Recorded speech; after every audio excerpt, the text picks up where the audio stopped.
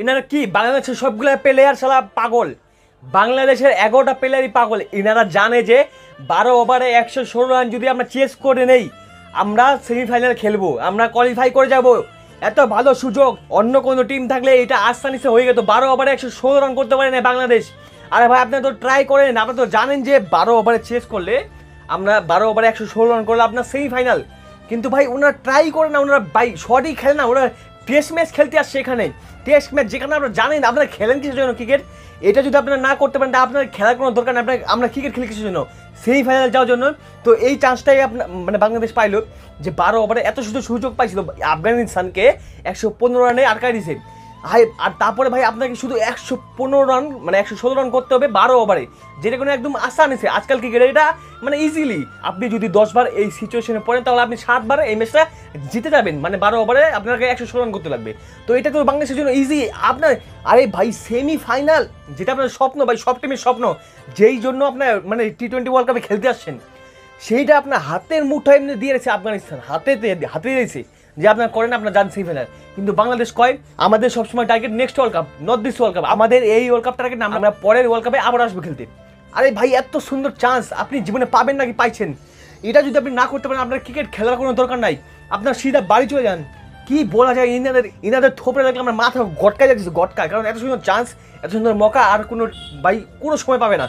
আপনাকে শুধু 116 রান করতে লাগবে 12 ওভারে, যেখানে আপনার ব্যাটসম্যানরা ওখানে টেস্ট ম্যাচ খেলতে গেছে। টেস্ট ম্যাচ ভাই কেউ মারেই না। মনে করো আমি জানি যে আমার টিম মানে আমার যে টিমটা আছে এটা সেমিফাইনাল খেলতে পারে যদি 12 ওভারে 116 রান আমরা করে দিই।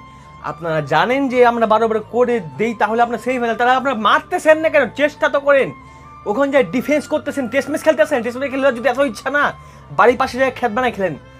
এটা কি ফাইজলামি হচ্ছে বাংলাদেশ? আপনারা ক্রিকেটটা পুরো টি-20 ফরম্যাটটাকে পুরা মানে খারাপ করতেছেন, পুরো মাইরে ফেলতেছেন। এইসব ক্রিকেট খেললে টি-20 ক্রিকেট আরো বদনাম হবে। কিন্তু তারপরে লাস্ট পর্যন্ত যখন মোহাম্মদ আলী রিয়াদ ব্যাটিং করতে আসছে তখন 3 ওভারে 45 রান লাগতো। যদি করতে পারতো 3 ওভারে 45 রান তাও বাংলাদেশ কোয়ালিফাই হতো। কিন্তু ভাই Mohammad Ali Riyad defence, solid defence একদম। টেস্ট ম্যাচ আমি দরকার না জিত, আমি টেস্ট ম্যাচ খেলতেছি, আমি টেস্ট ম্যাচ খেলবো।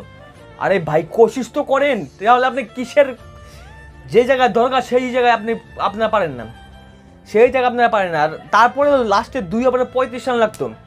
সেই জায়গায় যদি 2 ওভারে 35 রান, আজকাল টি-20 কিন্তু নর্মাল ব্যাপার, সেই জায়গায় যদি লিটন দাস ভাই ট্রাই করতো তাহলে সেটা হয়ে যেত। কিন্তু লিটন দাস বলে না ভাই আমি ট্রাই করবো না, আমি 50 করবো, আমি 60 বলে 50 করবো, আমি 50 বলে 50 করবো, আমি একদম ওডিআই খেলে 50 করবো।